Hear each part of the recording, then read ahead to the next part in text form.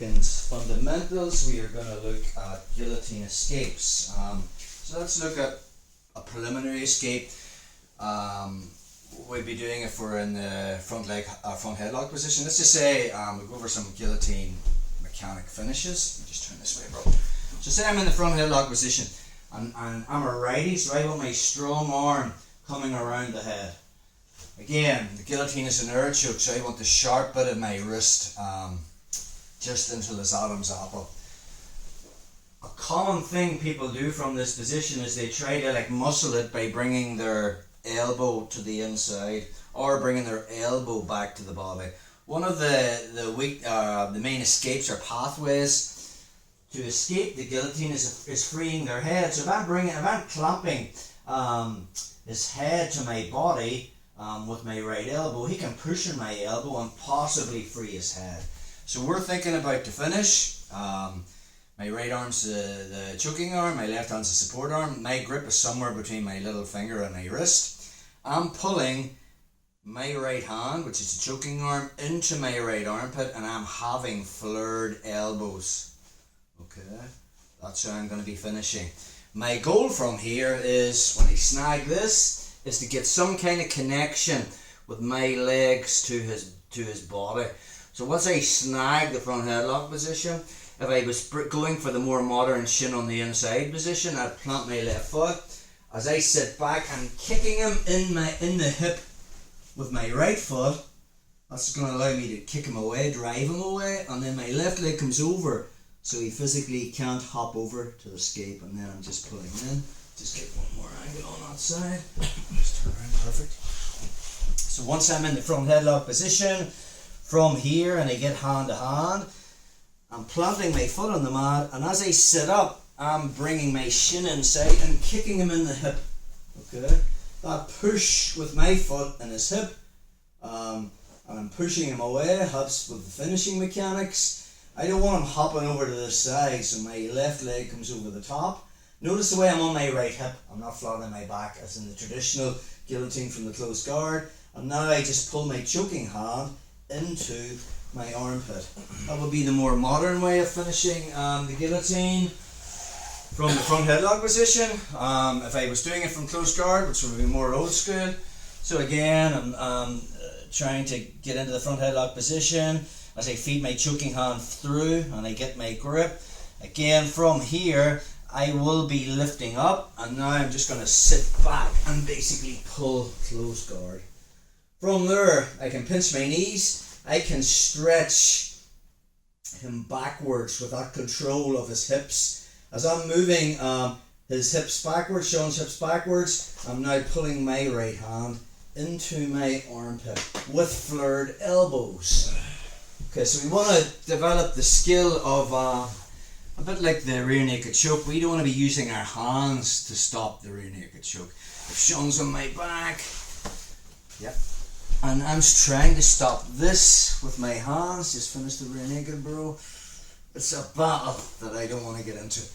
Go again.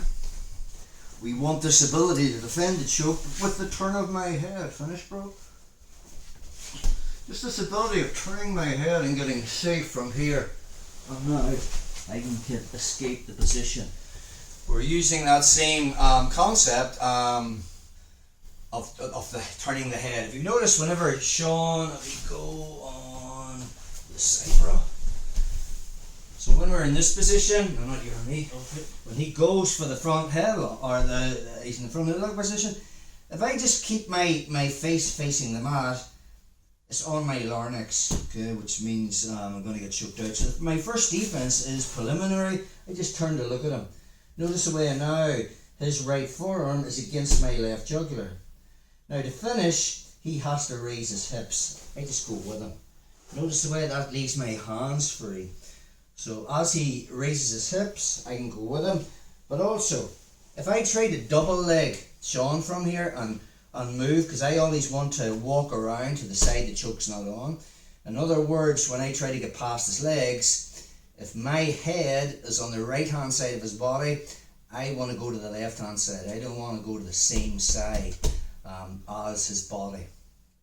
So from this position, it would be quite difficult for me to put Sean down from this position because his ass is connected to his heels. He's got a low centre of gravity. If I try to run around now, he can basically stay in front of me. But for him to finish, he can't finish from there. He has to raise his hips. And when he does, his centre of gravity is off. I can easily come around this side, basically pull him down. You just turn this way, bro. If they keep hold of your head, just lay flat on your back. Yep. If they keep hold of your head from this position and he still has me in the guillotine, perfect. All I'm going to do is I resist the urge to try and lift my head. I don't want to hurt my neck. So my right hand just finds his right shoulder. And then I just start leaning on his neck. And then he'll get the sudden urge to let go. And then I just win the cross face and start working side control. Let's look at when he tries to pull one of those guards. We'll look at the modern one first. So from the headlock so from that headlock position, Sean snags me here. So his goal is to plant this foot on the mat and then sit back and kick me in the belly with his shin. His leg comes across and now he's caught me. We will look at if I'm in the guillotine in that position, but I can preliminary close that down because I have free hands. So from the front headlock position, the minute his hand comes through, I look at him. So in other words, he stood up, bro. My head's facing this way, it's not facing down. That just buys me precious seconds. For him to stand up, I'm just going to put a whizzer on that leg. Okay, difficult to plant your foot. And as he does, he just walk around and put him down.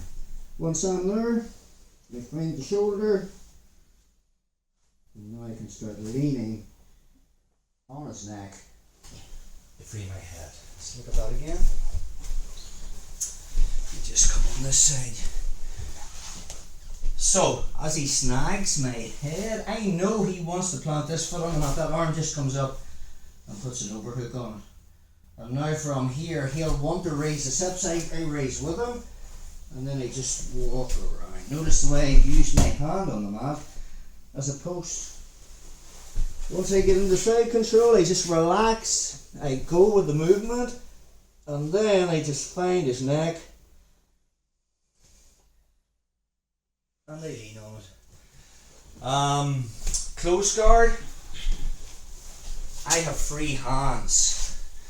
So I'll monitor where his knees are and then I'll just run around. So if he snags me in the front headlock position, I turn to look at him. Okay. If he goes to pull close guard, he'll have to sit back. My hands just basically monitor his knees. And as he sits back, we just run around. Again, find the neck, free my head. One more time on that. So first thing is I turn to look at him.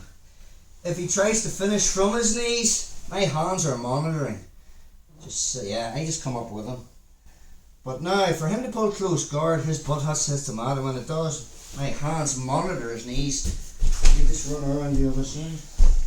Bring my arm across. Find his neck, relaxing, lean in, and now with side control. So a preliminary escape in the front headlock position, making sure that I stay relaxed and I don't tense up my neck.